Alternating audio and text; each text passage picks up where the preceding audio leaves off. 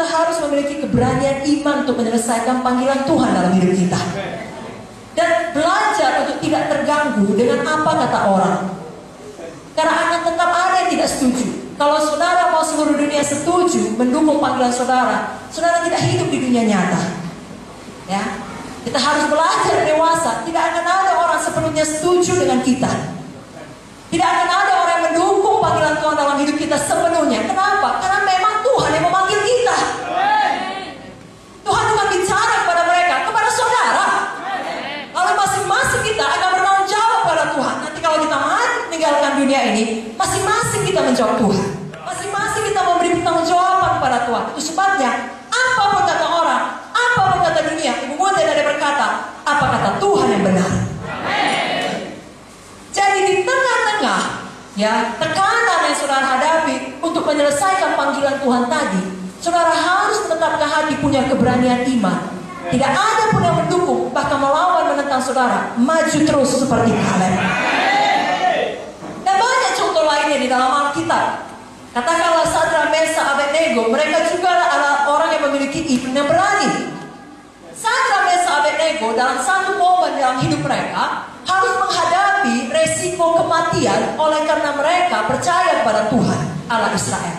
Tapi apa jawab mereka? Dalam Daniel 3 ayat 17-18 dikatakan, jika Allah yang kami puja sanggup melepaskan kami, maka ia akan melepaskan kami dari perapian yang menyala-nyala itu dan dari dalam tanganmu ya Raja. Perhatikan ayat 18. Tetapi seandainya tidak, hendaklah Tuanku mengetahui ya Raja, bahwa kami tidak akan memuja dewa Tuanku dan tidak akan menyembah patung emas yang Tuanku dirikan itu.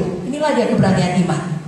Saudara tetap maju mengerjakan yang benar, apapun bayarannya, apapun harganya.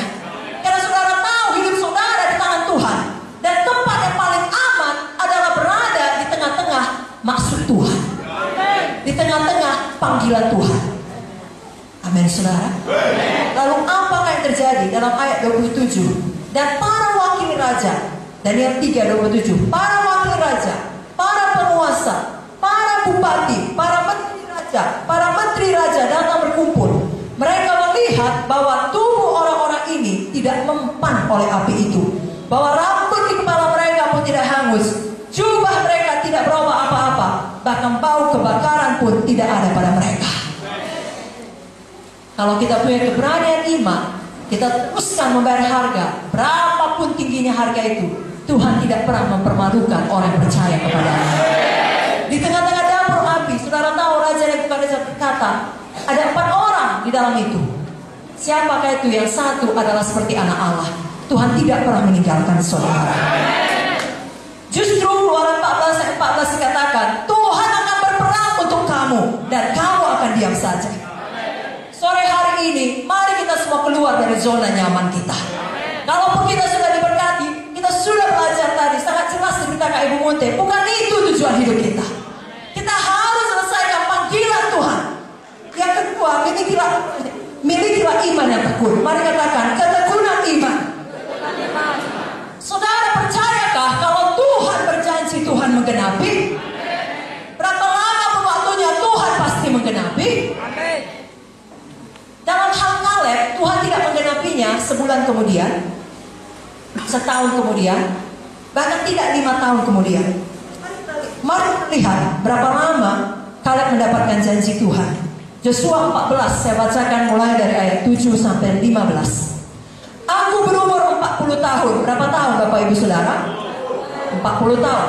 Ketika aku disuruh Musa hamba Tuhan itu dari Kades Barnea untuk mengintai negeri ini, dan aku pulang membawa kabar kepadanya yang sejujur-jujurnya.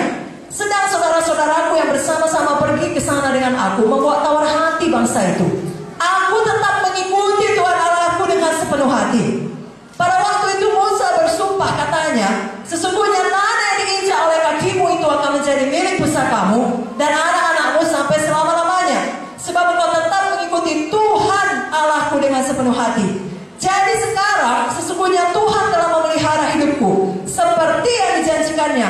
Kini sudah 45 tahun lamanya. Berapa lama Bapak Ibu Saudara? 45 tahun. Sejak diucapkan Tuhan firman itu kepada Musa. Dan selama itu orang Israel mengembara di padang gurun. Jadi sekarang telah berumur 85 tahun aku hari ini. Pada waktu ini aku masih sama kuat seperti pada waktu aku disuruh Musa. Seperti kekuatanku pada waktu itu, demikian kekuatanku sekarang untuk berperang dan untuk keluar masuk. Oleh sebab itu berikanlah kepada aku pegunungan yang dijanjikan Tuhan pada waktu itu. Sebab kau sendiri mendengar pada waktu itu bahwa di sana ada orang enak dengan kota-kota yang besar dan berkubu. Mungkin Tuhan menyertai aku sehingga aku menghalau mereka seperti yang difirmankan Tuhan. Lalu Joshua memberkati Kaleb bin Jefune dan diberikannya Hebron kepadanya menjadi milik pusakanya.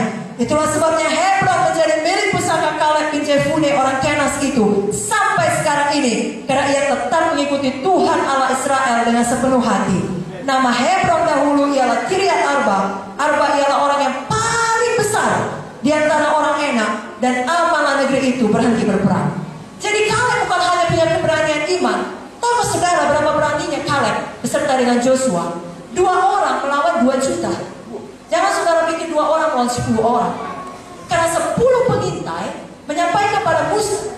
Saudara sudah baca tadi. Dan kepada 10 Israel yang kira-kira 2 juta orang, semuanya setuju. Betul?